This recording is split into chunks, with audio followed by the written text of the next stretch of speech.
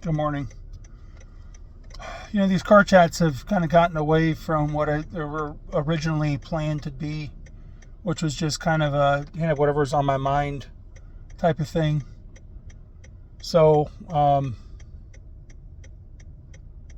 that's what I'm going to do. I'm going to talk about whatever's on my mind right now, which at the moment is prayer. I think everyone who has paid attention to anything that I've been putting out now for a while knows that I'm currently in a difficult situation relationally. And then the question really becomes, as a praying man, as a man who believes in the Son of God and who believes in doing things God's way. When do I stop praying? When do I stop praying and asking God for my relationship to get restored, for my marriage to get restored? I mean, she's made it completely clear and to me that there's no hope in her mind. I know where she's at. I know that there's spiritual devils involved in this, and I'm sure there's human devils, probably disguised as sheep, involved in this.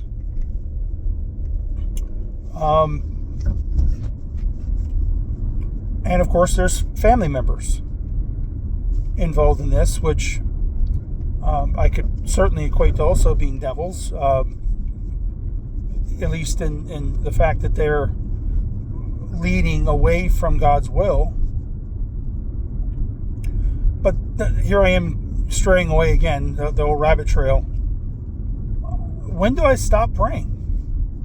Well, if I'm going to do everything based on what God would have me to do, if I'm going to prove all things and hold fast to that which is true, that's what the Bible talks about, then I need to pray without ceasing. I need to learn to pray without ceasing. Now, what do you pray about? You just pray about that one thing? Well, what's on your mind? Who's on your mind? Is it your spouse? Is it your children? Is it your church? Who's on your mind? Most of the time for me, it's my spouse. Most of the time for me, it's my wife. She's on my mind. Her salvation or restoration of her faithfulness to God is on my mind.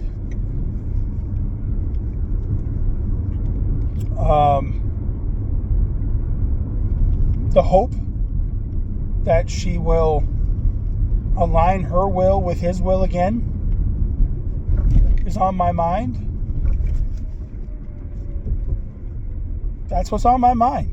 So why wouldn't I pray about that? Why not pray that God have your will in her life? Turn her will, use circumstances or whatever, obviously we look at God in the Bible and He uses circumstances to either turn the will or to harden the heart of those whose hearts are already hardened toward His will. You can either be a Pharaoh or you could be, say, a Paul, a Saul of Tarsus, and be the kind who's either takes the tribulation that God puts you through and allow it to harden your heart, or take it and allow you to draw yourself closer to God. nearer to God and hold on to Him as if He's all you have.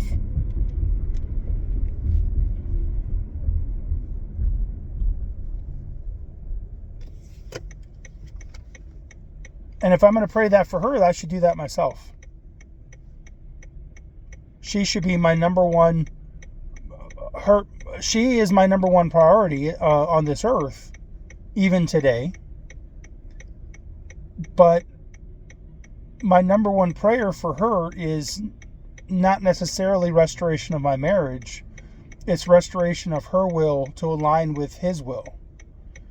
Because the end result of that is going to be one of two things. It's either going to be a restoration of her will with His will be to either reconcile our marriage, that would be His complete will, or for her to just stay single. For her to just stay single and stay single until the day she decides to reconcile her marriage, or until her last day. That would be the 1 Corinthians 7. Let them remain unmarried or be reconciled to their husband. So my prayer every day for her is for her will to reconcile with His will. And I believe that if that happens, then that will also lead to a reconciliation of our marriage. Now, of course, there's the obvious questions of, well, what if she's been physically unfaithful and those things during this time? And we'll cross those bridges we'll cross that bridge when we get there, if that's what happens. I love my wife, and it makes me sick to my stomach to think about those things. But at the same time, I love my children, and I want my children to have the best opportunity to be successful in their lives. And the best opportunity is to have a model of a happy marriage, a happy mother and father, a happy husband and wife in the Lord Jesus Christ. One who follows God's will in everything. Are we going to be perfect? No. Nope, not going to be perfect. We will never achieve perfection in this life. However, two people who are determined in their heart and in their mind to follow God's will in everything will be exactly the kind of model my kids need to be truly successful in their life. We've talked about her brother is very successful from a financial standpoint, and that's great. I love that for him. But I told them, I said, it depends on where your focus is. Jesus talks about, what good is it to gain the world and lose your own soul? It doesn't do any good. So how do I measure success? Well, I'm not as successful as he is from a financial standpoint, not even close. But how do I gauge success? I gauge success that everyone in my household, my wife, and each and every one of my kids, if they have wives and or spouses, and they have kids, then their spouses and kids, that nobody in my family goes to a lake of fire. Nobody in my family ever gets cast into a lake of fire.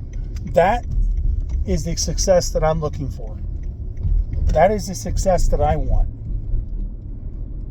I would live on the street. I would live alone and on the street in a cardboard box for the rest of my life. Willingly. if I could guarantee that everyone in my family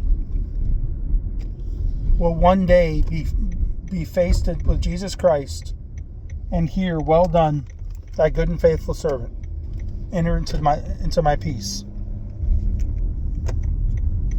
That is success to me.